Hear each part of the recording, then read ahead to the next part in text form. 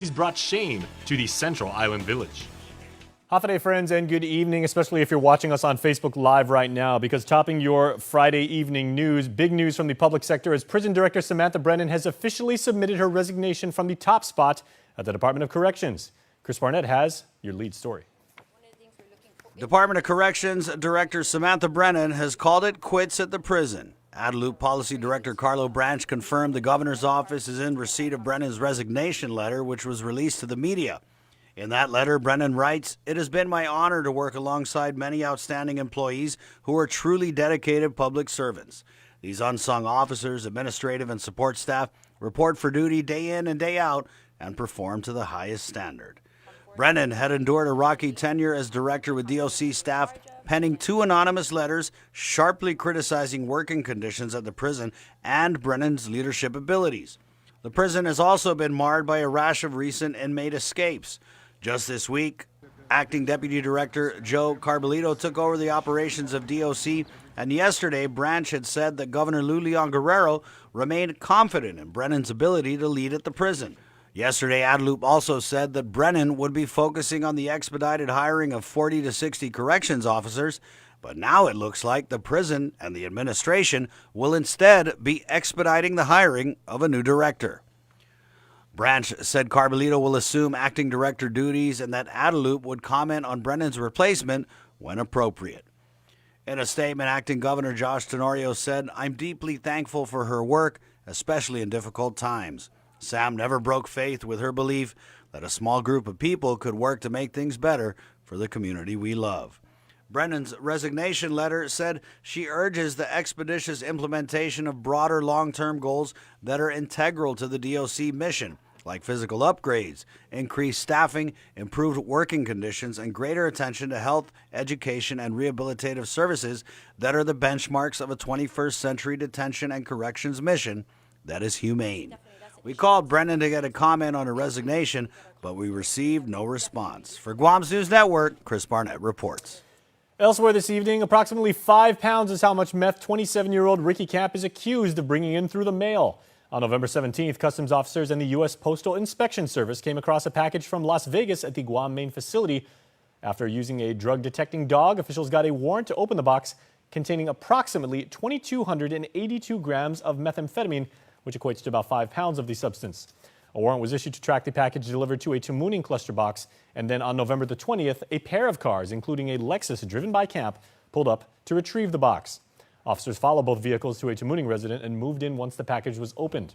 Camp was charged with importation and possession of a Schedule II controlled substance as a first-degree felony and possession of a Schedule II controlled substance as a third-degree felony.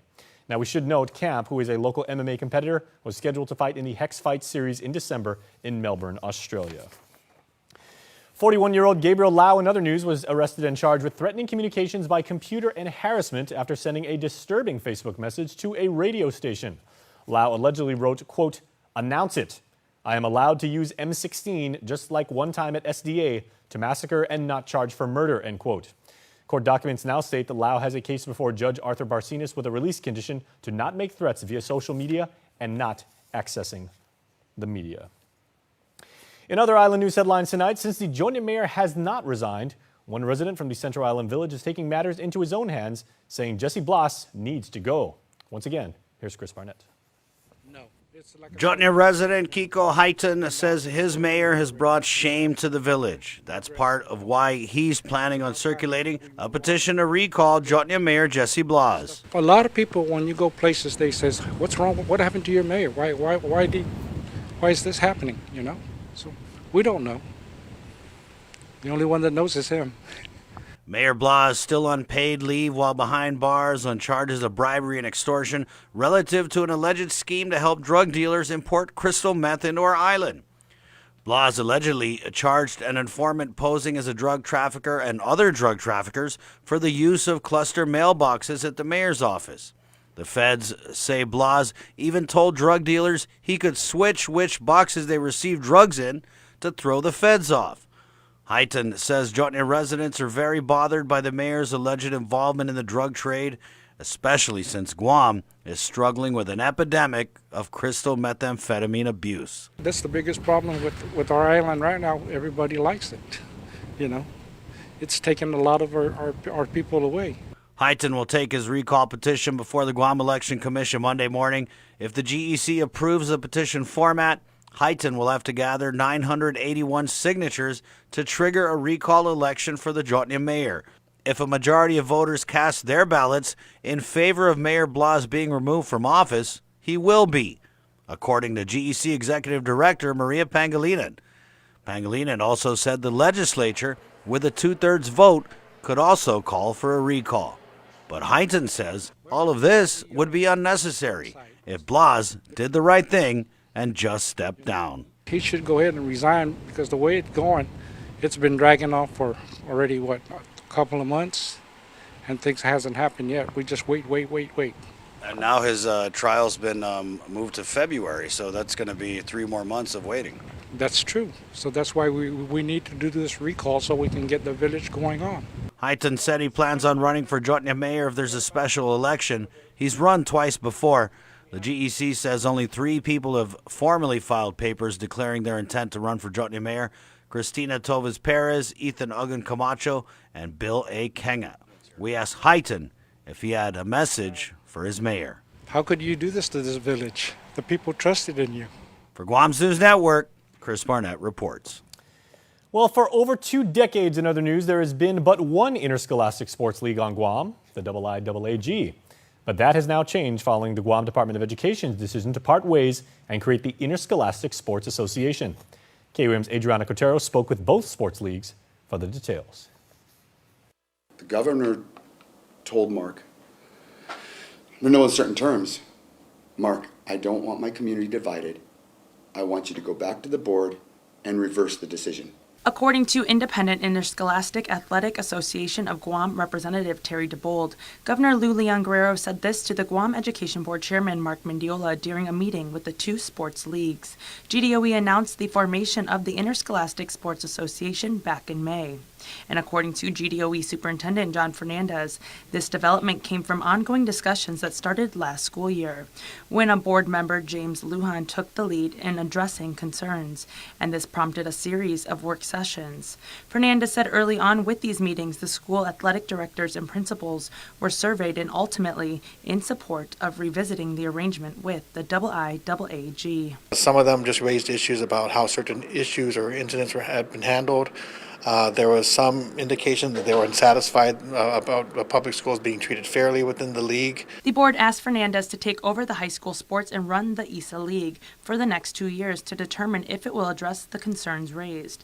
As far as the issues go, DeBold, who is the president for high school sports with the IIAAG, says he has never been informed of any specifics. And during a Senate education meeting, the GEB chairman Mendiola told Vice Speaker Talina Nelson the concerns were with safety and welfare with the students. On recorded record, he said, for example, the lights at GW football field and the equipment, the sports equipment.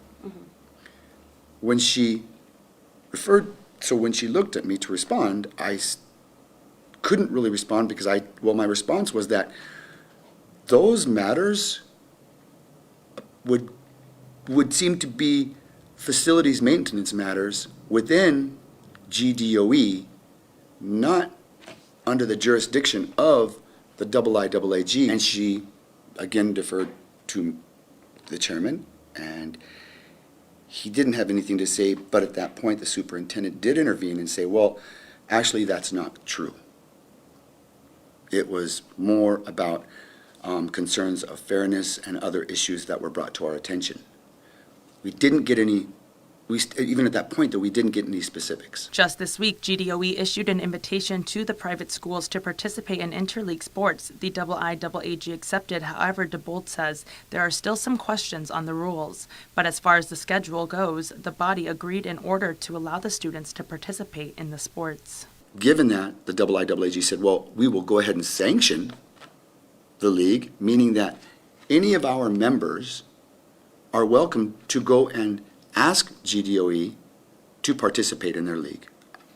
The IIAAG can't tell the school to participate there. It can't say that they can or can't participate. That would be ESA. It's a separate league. Moving forward, DeBolt says the IIAAG will continue to focus on their original mission that has never changed. And that is to allow the students the educational experience of participating in interscholastic sports. I mean, it's about the growth and development of our kids and our community. ESA is funded through the Department of Education's Healthy Futures Fund that used to be paid to the IIAAG to run the league. Now that funding will go directly to ESA. Right now, we're looking at whether or not we would charge the private schools the fees to participate in our league.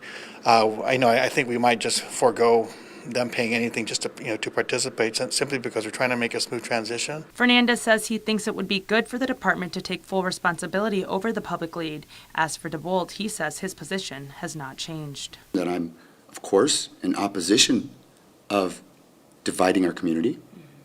I don't think I'm the only person that perhaps hosts that feeling.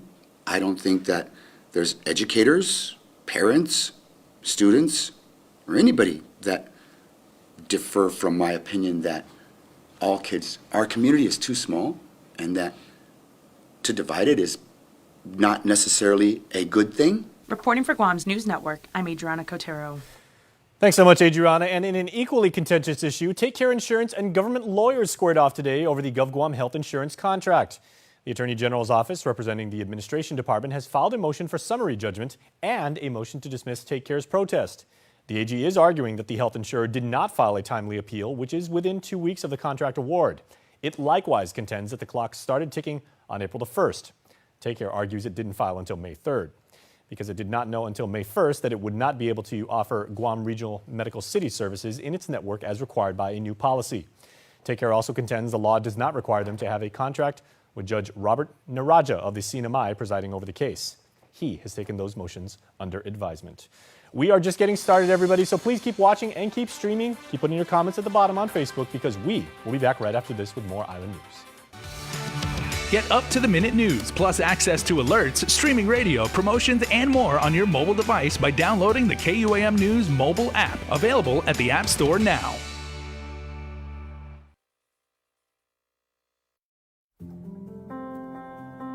Matson is in this community. We've been in this community for decades. We're gonna be in this community for decades to come. Things will get busy, things will get quiet, but we're gonna be here. We're your hometown carrier. And that matters to us. Reliability is the core of our business. We take pride in ensuring that we arrive in Guam on time as scheduled. It's our local employees who understand the market, who understand the business, and provide that hard work for you each and every day. When we hold ourselves to high standards, our customers also hold us to high standards. We establish good business relationships that turn into friendships. That's why it's so important to be here and be trusted by your customers. We want you to trust Matson like your friend, like your family.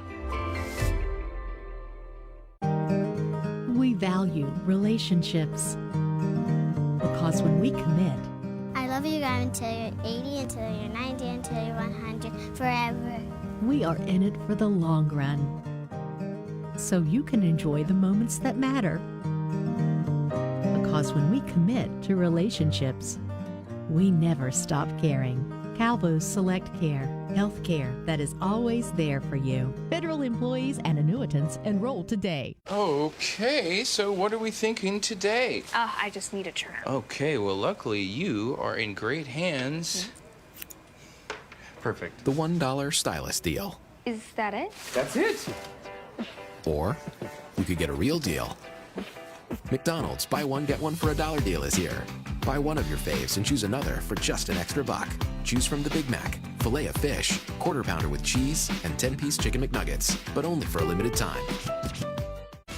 It's a special delivery to your inbox every week with your KUAM News Roundup, program advisories, and promotions. Sign up for the weekly KUAM Digital Digest today on KUAM.com. Well, the good folks at the Bank of Guam held their annual Economic Outlook Forum today, with this year's theme being Purpose Beyond Profit. Here's Bank President and Chief Executive Officer Joaquin Cook to explain today's forum. More and more now, businesses are looking for reasons for existing. Like what it is, not what it is, but why it is what they do, or why they do what they do. And purpose goes deep. I mean, nowadays everyone's talking environmental protection, climate change, and that's one purpose. But it's even deeper. It can be, how are they helping their community? What are they giving back? Really, that's what it's all about. What is their purpose? During his address on future business trends, Cook talked about how Gen Z is replacing millennials and how vastly different the two markets are, both as consumers and staffers. And because of this technology they have, they know a lot more than I ever did growing up. They have access to everything. And their big thing is purpose. When they're looking for a company to buy things from, they want to know what is it that company is doing to make the world a better place, to make people's lives better. Same thing goes when they're looking for places to work. They want to work at places where the values and the culture of that establishment match theirs. Also featured were presentations by GITA Chief Melanie Mendiola on economic development and Labor Director David Della Sola, who focused on the local labor market. Meanwhile, the keynote speaker at the forum was environmental activist Selena Leem of the Marshall Islands. She was just a teen when she spoke at a global climate summit about the threat to her homeland from global warming and rising sea levels. Selena's home islands in the Marshalls Atoll sit just 2 meters above sea level, making them extremely vulnerable to rising tides. As a student in Germany in 2015, she was brought on stage at the United Nations Climate Change Conference in Paris by the late Marshallese President Tony de Broom to speak on the impact of climate change to the future of their country. Now 22, Selena continues to be an outspoken climate warrior, warning of the growing threat. So they destroy the seashores, they destroy seawalls and houses that are built along the area, and they salinate the soil. And because the island is a coral atoll, the soil is very poor. And so they salinate the soil, and the little crops that the Marshall Islands has, they die off as well. Selena says it was the prophetic words of her late grandfather that inspired her to advocate for the environment. He told me as a child that God would melt the ice in the North Pole and the South Pole, and the water will rise and will basically submerge our islands. And he has passed away, but I don't know if he knew that climate change was happening, or he just did that to scare me so that I can become more Christian-like. She often speaks at forums like this to urge youth to take up the cause of protecting the environment. Her message, in great part, is that the youth must get involved. I spoke about how the narrative is that us youths will be inheriting this planet. We are the future leaders, and I'm saying no. We are already living on this earth. We are already living it. We are not future leaders. We're present leaders, because so many of the activities that youth all over the world have mobilized to do, they are acts of a leader. For Guam's News Network, I'm Nestor Lecanto. Up north today, students at Simon Sanchez High School and the adjacent FB Leongo Middle School were let out early. Guam Waterworks Authority reported a water line break in the area around 9:30, estimating repairs wouldn't be completed until 5 p.m. As a result, students and faculty got off to an early island weekend. Well, with a look at regional headlines, here's KSPN 2 News in Saipan. Hafa de Guam, here are the top headlines for CNMI. On November the 8th, FBI agents raided the corporate office of Imperial Pacific. The request for the search warrant was filed by Assistant U.S. Attorney Eric O'Malley and the U.S. Attorney in Guam, Sean Anderson. They have also subpoenaed the records custodian of IPI to testify on the items seized. In these documents, the FBI lists the items they seized from IPI. The list is long. It includes Item 1, payroll checks. Item 6, financial documents. Item 9, letters to the Torres brothers and other law firms. Item 12, notes on vendors and payees. Item 18, IPI purchase orders and financial spreadsheets. Item 21, Alfred U. payment document. Item 24, Torres brothers and Mariana's consultancy payments. Item 54, Torres brothers payment request forms and check copies. Item 61, a Rowena Torres lease. Item 70, a payment to Rowena Torres. They also seized phones, at least 18 of them, including CEO Ed Chen's, and the iPhone of Viola Alapuzzo. In addition, they seized 34 computer hard drives, laptops, and desktops. We asked the U.S. Attorney's Office about the seized items and if and when these items will be returned to IPI.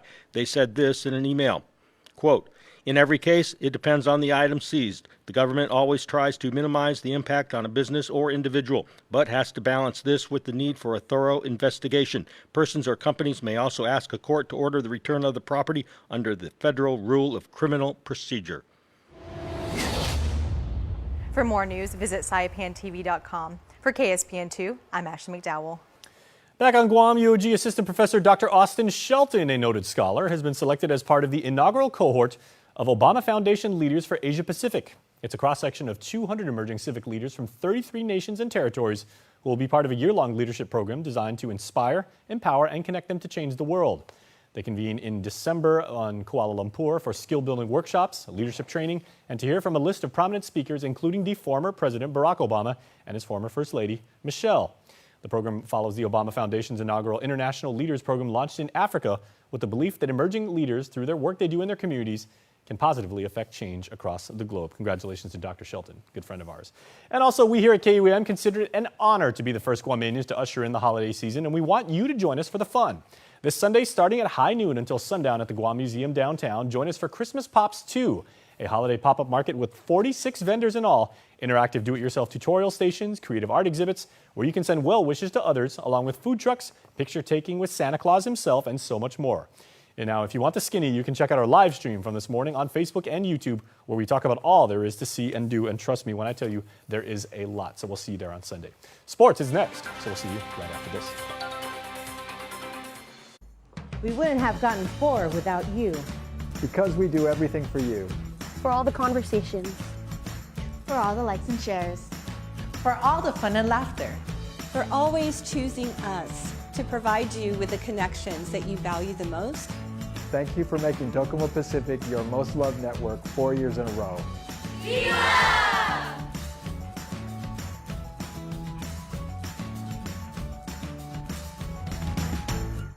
Guam's auto appearance specialist, Elegant Reflections, has been providing the automotive industry with professional detailing and car care products at its highest quality, from complete detailing, full interior detailing, exterior detailing, headlamp restoration, hand washing, seat and carpet shampoo, engine degreasing, undercarriage cleaning, paint sealant, fabric protection, paint oxidation removal, and so much more. Visit us at our new location. Call 646-5555 for an appointment. Elegant Reflections, Guam's auto appearance specialist, over 20 years of experience. Guam is truly a majestic place with its sheer natural beauty, wealth of beaches, and culturally rich landscape. Unfortunately, Guam has a real problem with unwanted invasive species. Help us in preventing their introduction and spread. The coconut rhinoceros beetle, the little fire ant, the African snail, Siam weed. These are just a few of the numerous invasives on Guam. Follow proper custom procedures when bringing plants and animals into Guam. Help protect Guam. Tell your family and friends about invasive species. To report invasive species, call 475-PEST. KUAM Sports is presented by Triple J.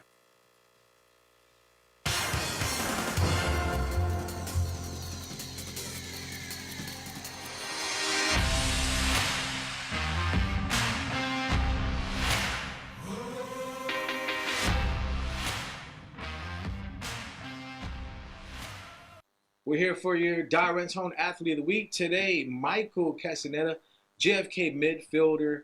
Man, 5-0 start for the Islanders. Let's talk about this year's team. And what is the recipe to success so far this early in the season? I think my team, they're really good at putting their heart in our practices and putting their dedication to the team, you know? Like, they really work for it to beat every team and get to the championship and win the champ. Yeah, being defending champions, making a run from last year's season, also undefeated. JFK, man, you guys make it look so effortless. The way that the team distributes the ball, I think that's key, having belief and knowing that whoever the ball is going to be passed to, that person is at the right place at the right time? First, we practice our positioning, the runs, and of course our fitness, especially ball techniques. That's the key. We train our ball techniques to the point where we're very confident on passing the ball and making a good decision.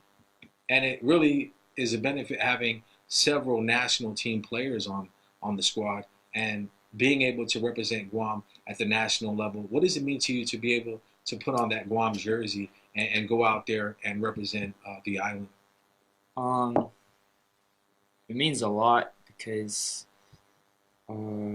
first, you represent Guam, the people, your family, friends, everyone. So it really means a lot to go out there and play for your people, And it wasn't an easy road for you. You first got cut, but you still stayed with it. You continue to work hard. Coach Carl Dodd said that he'd make sure you keep an eye on you, and you started to make sure that you were being noticed, and it was fortunate enough for you that you got that call up to represent Guam at the national level. Feels great because you put a lot of work on something you really want to achieve, and getting what you want through hard work, it really feels good, feels great. My personal goal is to achieve an MVP and to be a top scorer and overall just well known around the island, to be the best player. As a team, we want to be known as the best team on island. And who do you want to donate your check to? Any nonprofit organization? Special Olympics.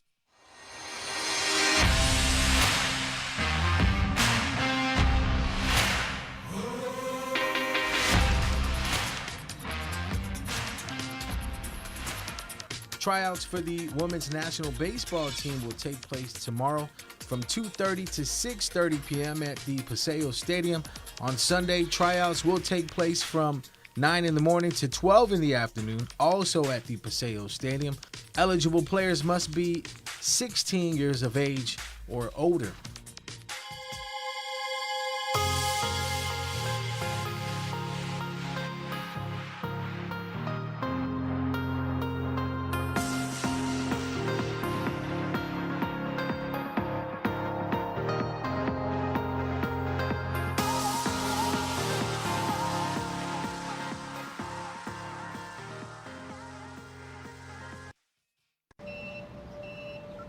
Mark is the best husband and father you could ask for. Right, mi amor? My brother, he's just a big kid. Great guy. Best man at my wedding. Just gotta keep him off the dance floor. Uncle Mark's the best. He taught me how to seal a base. He stopped by yesterday just to chat. Honestly, this place would fall apart without him.